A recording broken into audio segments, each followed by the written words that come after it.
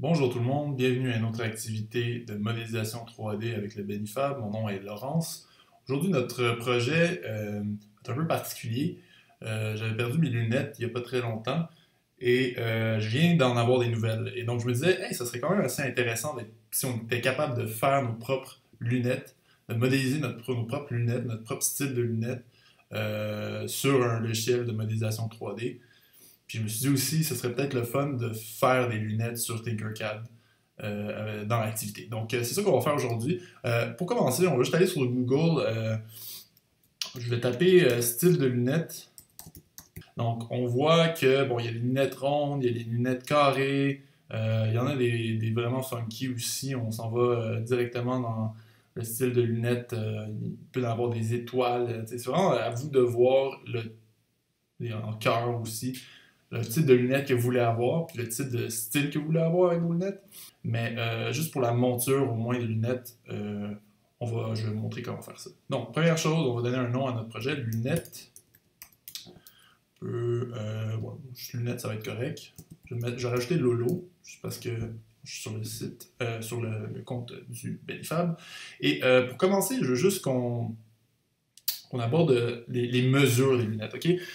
Pour un adulte, en tout cas, pour mes lunettes, la lentille en tant que telle va mesurer, ou plutôt le rond, le cadre de chaque lentille va mesurer un 51, je crois que c'est millimètres, oui, millimètres, excusez-moi, un petit bug. Donc 51 mm, on en a deux, donc c'est 2 fois 51 mm, ça fait 102 mm déjà, ok? Puis ça, c'est sans calculer l'espace qu'il y a pour le nez, on va ajouter à peu près 1 cm, donc un autre 10 mm. Un petit espace aussi sur le côté des montures, donc je rajouterai un autre 2 cm. Ça, c'est pour une monture pour adultes. Après ça, pour enfants, ça va sûrement être un petit peu plus petit que ça, mais en général, c'est pas tant plus petit que ça. Parce que la tête des enfants en général n'ont pas tendance à. Je veux dire, ça va grandir en largeur, mais ça a tendance à faire ça plus rapidement, puis après ça, c'est plus en longueur que ça grandit pour devenir adulte, adolescent, puis après ça, adulte. Donc, on va commencer par juste prendre un cylindre, on va maximiser le nombre de côtés. Euh, donc, pour prendre un objet naturellement, juste recouvrir les bases, c'est on clique sur l'objet, on clique là où on veut le déposer. On peut zoomer sur l'objet avec la roue de la souris. On peut se déplacer autour de l'objet avec le bouton droit de la souris en gardant appuyé puis en bougeant notre souris. Et on peut se déplacer sur les côtés en gardant le bouton Alt et Shift appuyé en même temps et le bouton droit de la souris appuyé en même temps. Donc Alt, Shift et bouton droit et on bouge, ça fait ça. Ou si vous avez une roue sur votre souris, vous pouvez cliquer sur la roue puis garder appuyé puis bouger. Okay? Donc, on va juste regarder les mesures pour commencer. Donc, les mesures sont de 20 et de 20. Okay? Assez simple, ce qu'on va faire, c'est qu'on va directement mettre ça à... Bon, là, je fais une monture pour moi, donc je vais mettre ça à 51, 51. Parfait. Et ma monture, je vais la faire quand même assez similaire à la monture que j'ai en ce moment. Donc, elle va être parfaitement ronde en dessous, mais sur le dessus, elle va être juste un peu plus aplatie, ok? Donc, ce que j'aurais besoin de faire, c'est que j'aurais besoin de faire un deuxième cylindre, donc une copie de ce cylindre-là.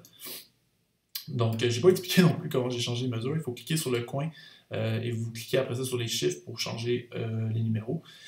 Pour faire une copie assez simple, Alt et Shift appuyés en même temps, ça fait une copie directement sur le côté en déplaçant l'objet. Vous pouvez déplacer l'objet en cliquant sur la couleur de l'objet.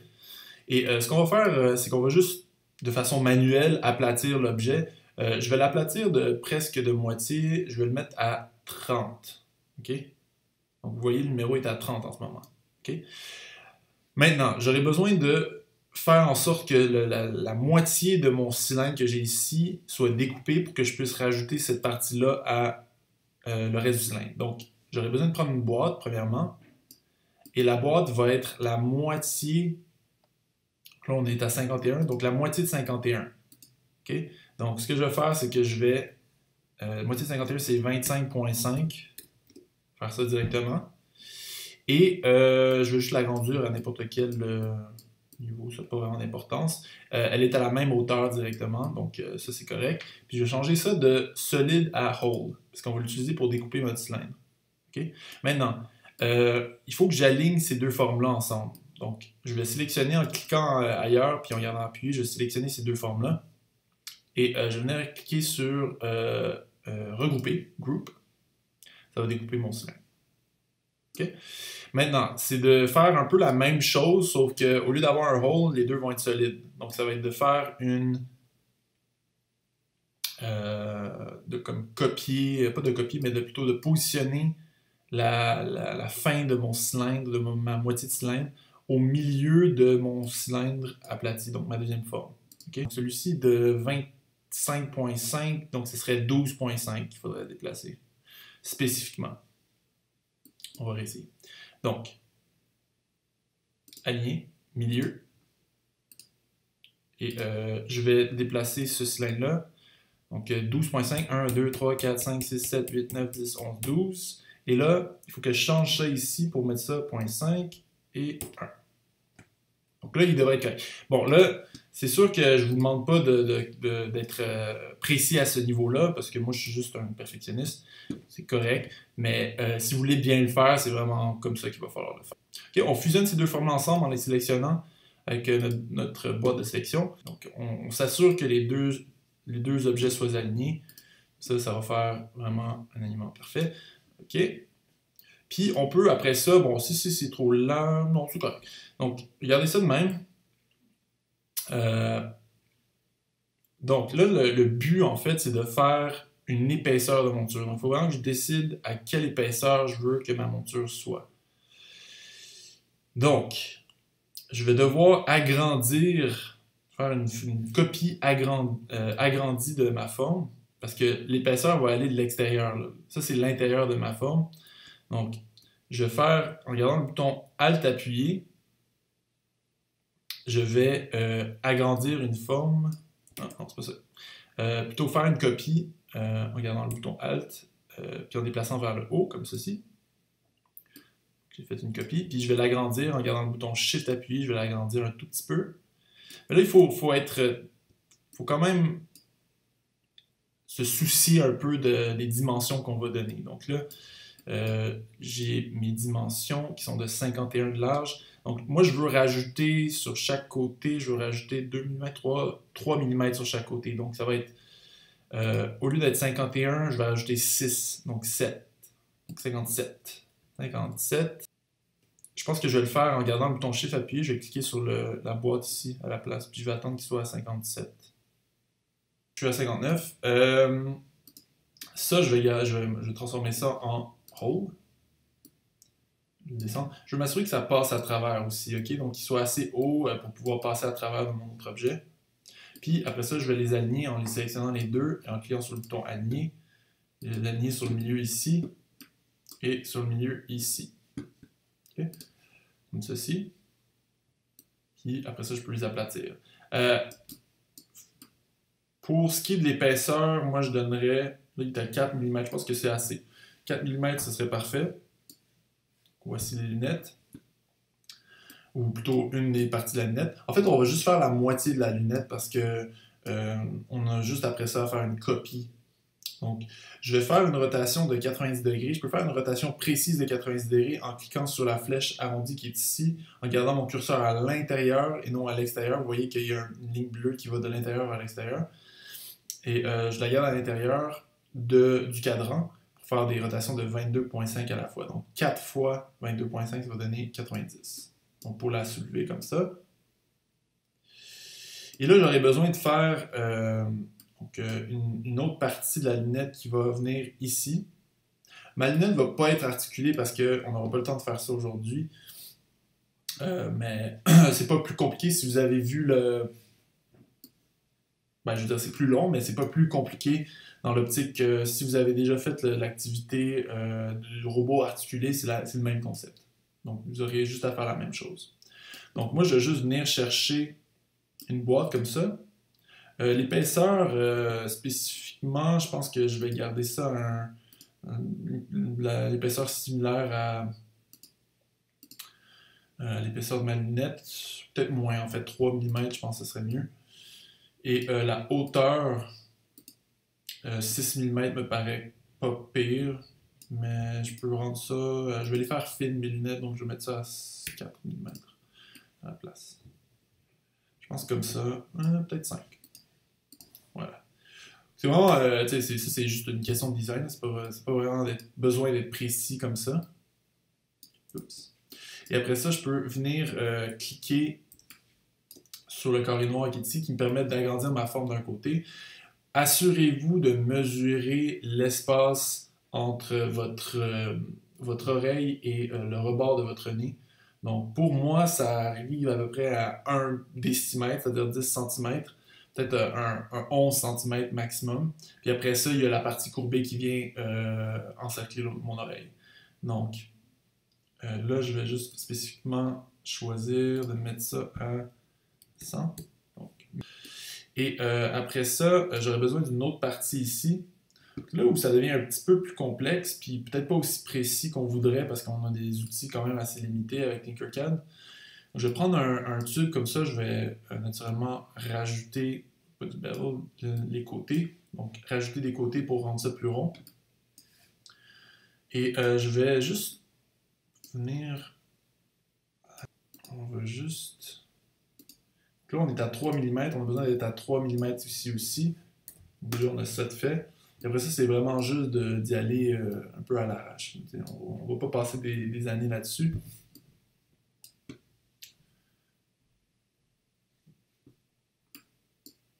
Puis on va le tourner avec ça ici, comme ceci.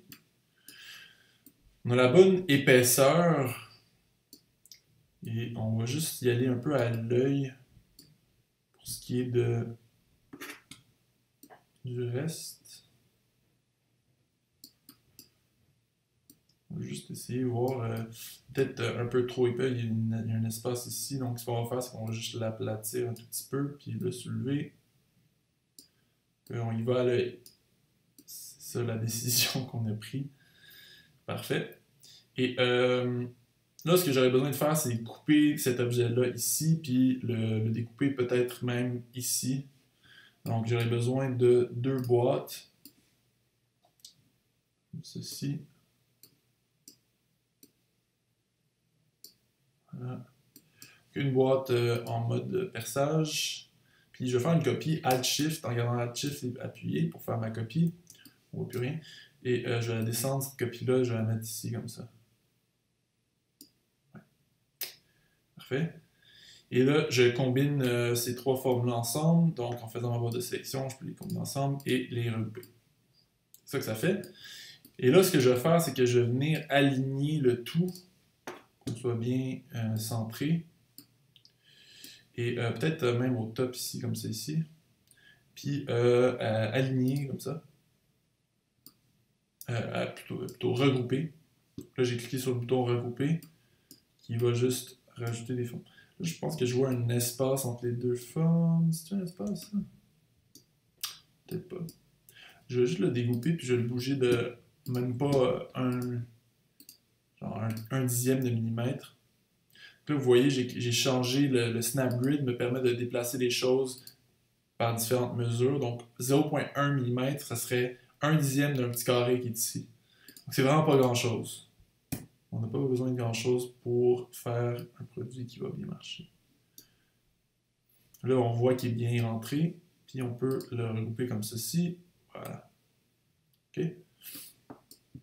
Donc, j'ai la deuxième partie la plus importante de fait. Celle-ci, je vais venir l'aligner à celle-là. Vous voyez que je l'ai soulevée en premier.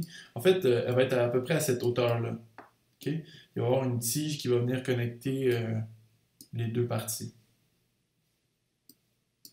Donc, on les aligne ici, comme ceci. Puis là, je vais avoir besoin de faire une autre boîte. En fait, ce qu'on peut faire, c'est qu'on peut faire une copie, puis là, ça c'est juste parce que je suis vraiment paresseux, mais je vais faire une copie de cet objet-là ici. Et je vais le découper. Je vais enlever ça.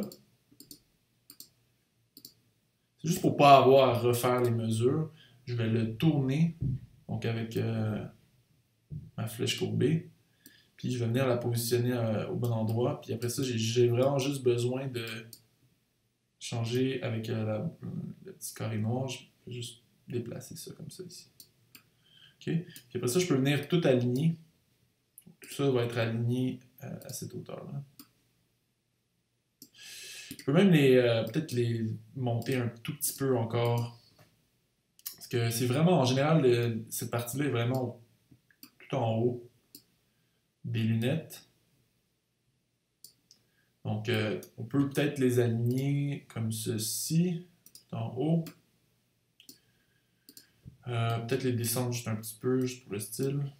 Puis après ça, je clique sur cet objet-là, puis cet objet-là, je peux venir l'étirer avec la boîte noire qui est là.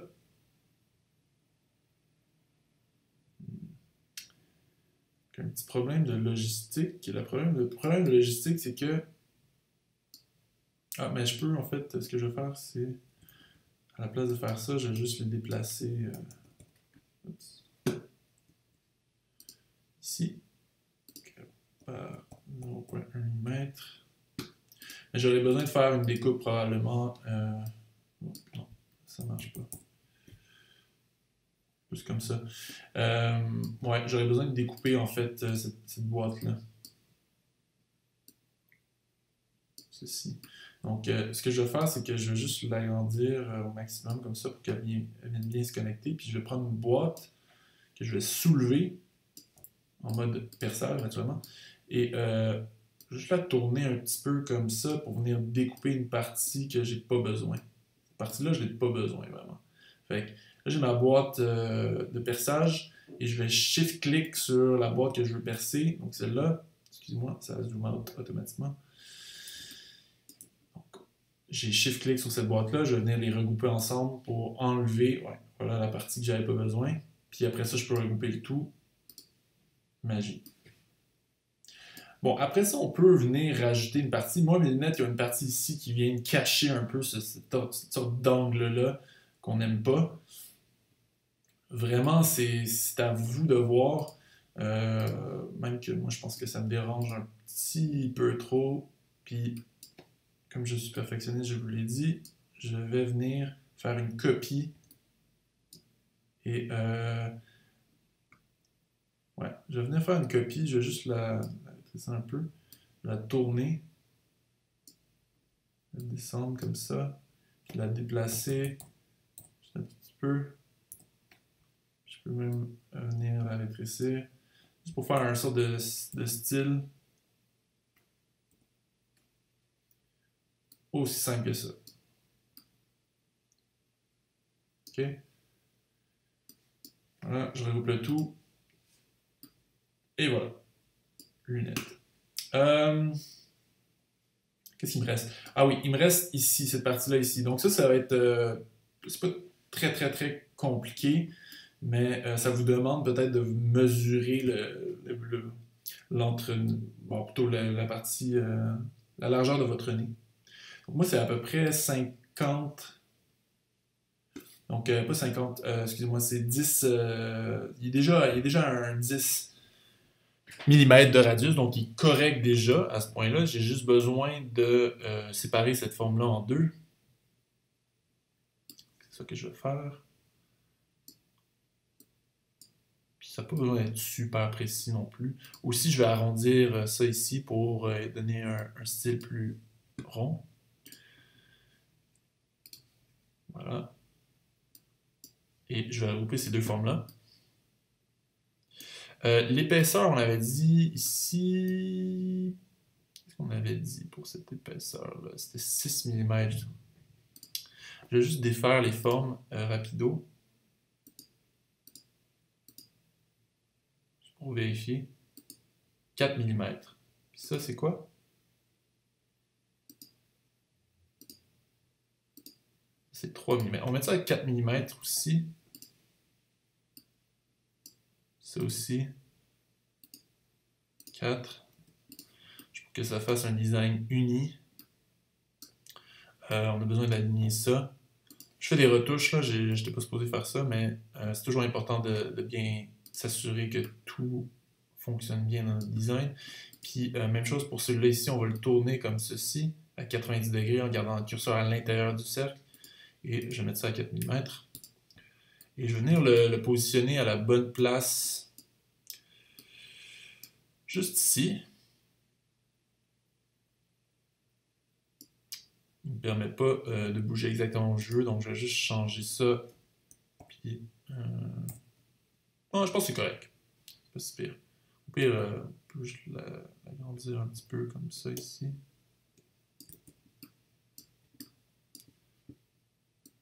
Juste un petit peu. Et on va aligner le tout. Oups, pas regrouper, aligner. Beaucoup d'alignement dans la conception de lunettes. Et là, j'avais besoin de faire une copie de cette partie-là. Alt-Shift d'appuyer et un déplacement. C'est pas le bon côté. Il faut faire une version miroir de ça. Donc, le bouton pour faire une version miroir, c'est ici. Mirror. Miroir. Et on va cliquer sur cette flèche-là pour faire la version miroir. Marche. Et pour s'assurer qu'elle est bien placée, là, je vais y aller à l'œil un peu. Je vais déplacer ça comme ça. Voilà. Et voilà. On regroupe le tout. On choisit la couleur de nos lunettes. Ça peut être un jaune pâle comme ça. Peu importe. Aussi simple que ça. Une chose qui me paraît étrange. Non, je pense que c'est correct.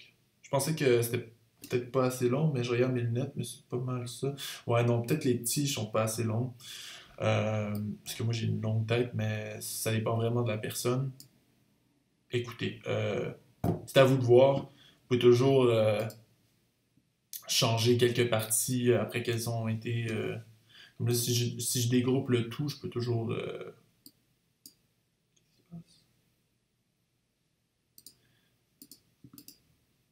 Ah, il y a toutes des fêtes. Waouh. Ça m'est jamais arrivé ça. Anyway, c'est ça pour les lunettes. Donc, si vous avez des questions, vous pouvez nous envoyer un message Bellifab sur Facebook ou fablabelni@gmail.com.